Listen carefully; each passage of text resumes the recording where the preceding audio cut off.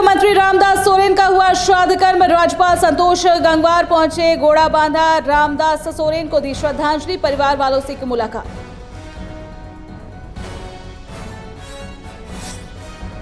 झारखंड सरकार में मंत्री हफीजुल हसन हुए दिल्ली रवाना। पारस अस्पताल में मेदांता अस्पताल में किए गए रेफर। जुलाई के महीने में हुई थी ओपन हार्ट सर्जरी।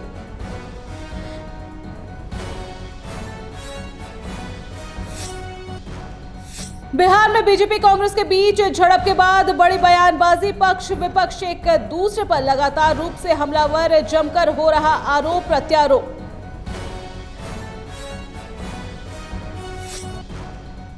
राष्ट्रीय खेल दिवस को लेकर झारखंड में दिखी हलचल। मंत्री सुदेव कुमार सोनू ने किया खेल उत्सव का उद्घाटन। धनबाद में सांसद झुल्लू महतो ने बोकारो में किया मैराथन का आयोजन। और झारखंड में नहीं थम रही ह्यूमन एलिफेंट क्लैश की घटना। रामगढ़ में झुंड से बिछड़े हाथी ने पुरुष को बनाया निशाना, कुचलकर उतारा मौत के घाट।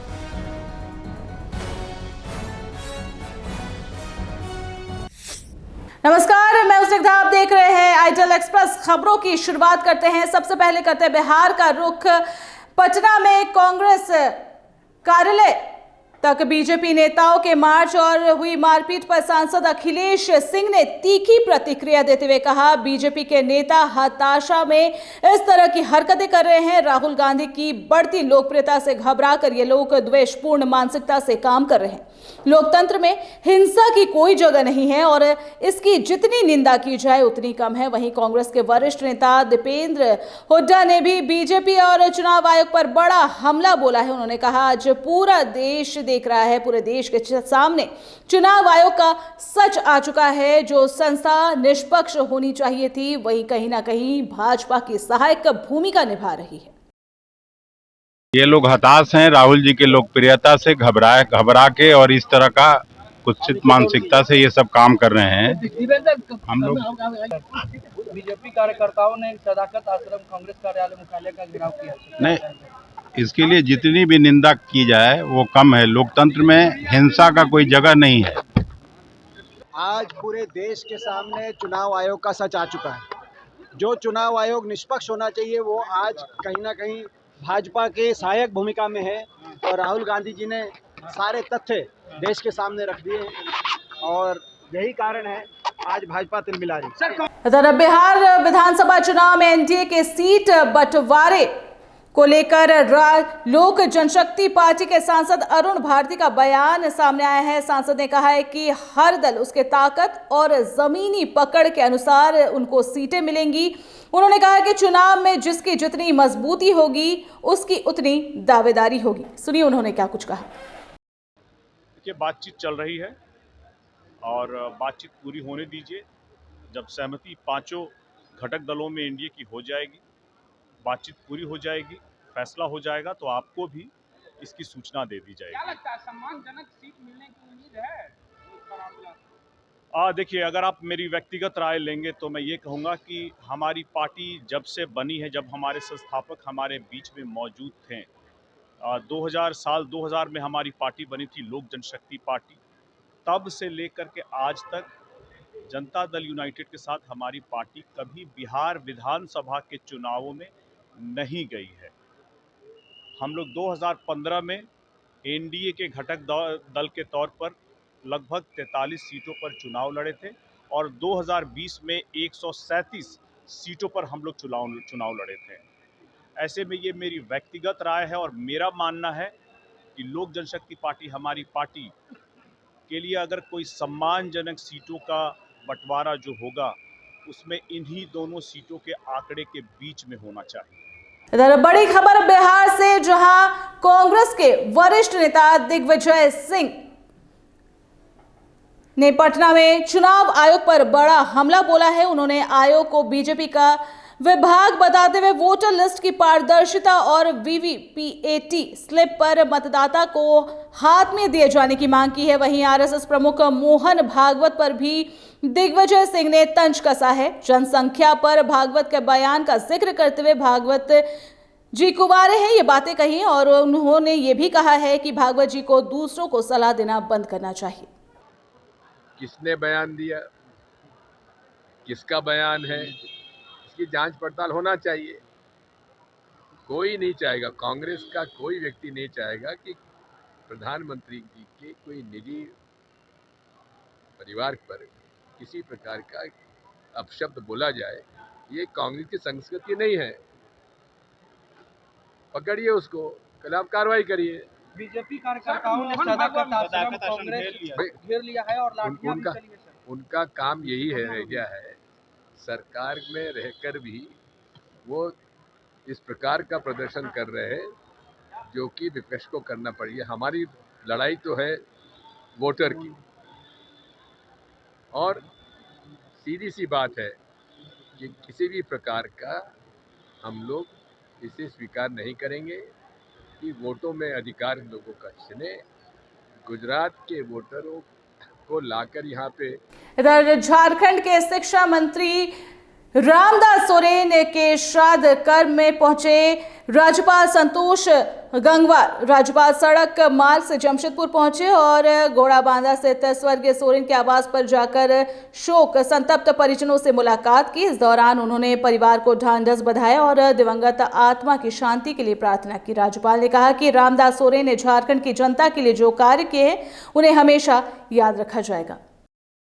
बुलेटिन में वक्त चला एक छोटे से ब्रेक का, हम जल्द लौटेंगे।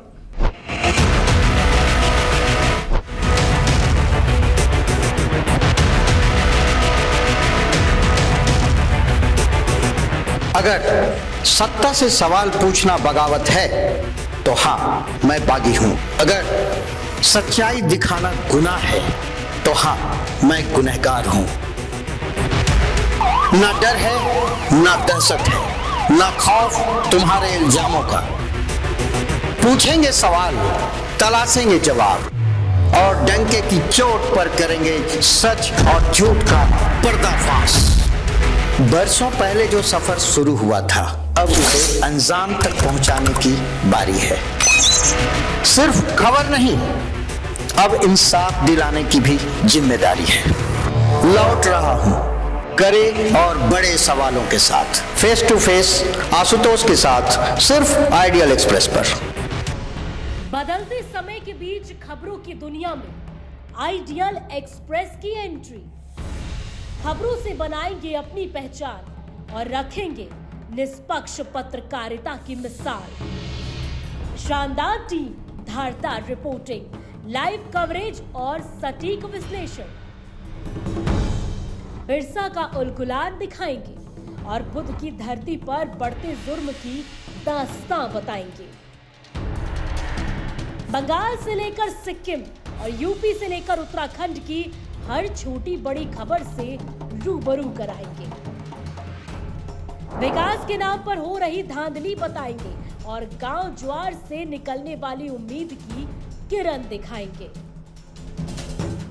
सिर्फ पत्रकार नहीं, परिवार की तरह आपका साथ निभाएंगे। हम आइडियल एक्सप्रेस हैं, सच की तह तक जाएंगे।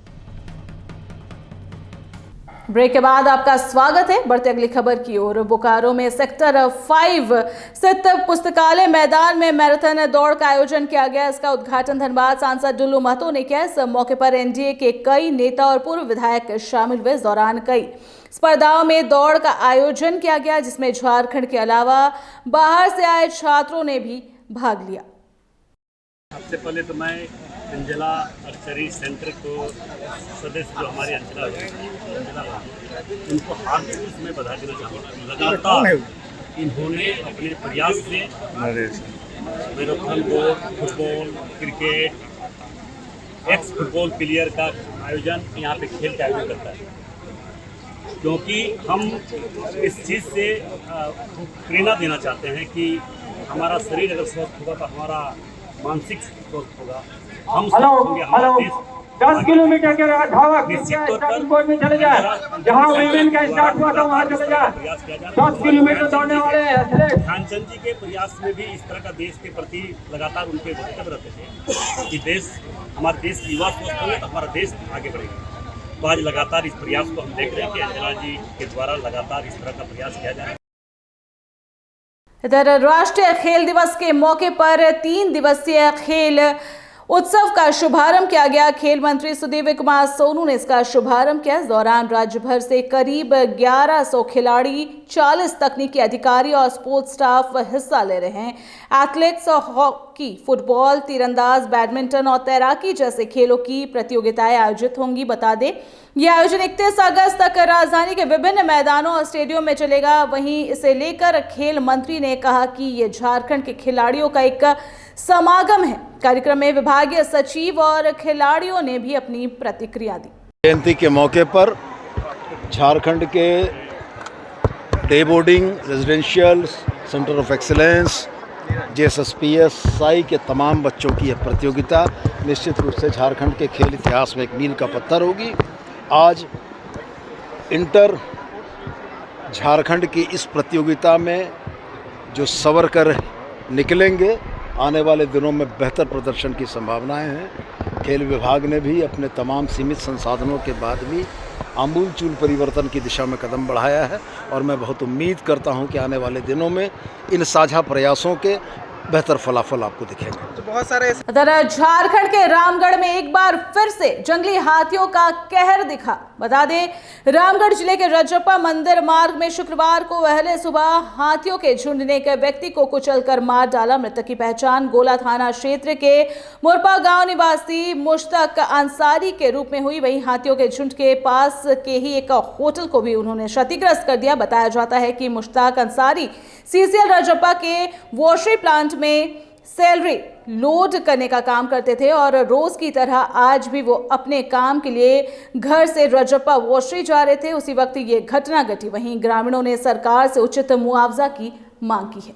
इसमें है सो जनियामरा जंगल में हाथियों के द्वारा है सो इनको है सो पटक के ऐसे मार दिया गया और घर का ये एक लौता आदमी था। इनके पीछे छोटा छोटा बच्चा भी है।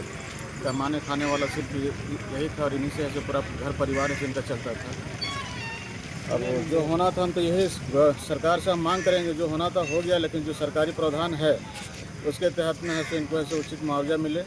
और इस बुलेटिन में इतना ही। ताज़ा तरीन खबरों का सिलसिला आइडियल एक्सप्रेस पर जारी रहेगा। तब तक के लिए दीजिए इजाजत। नमस्कार।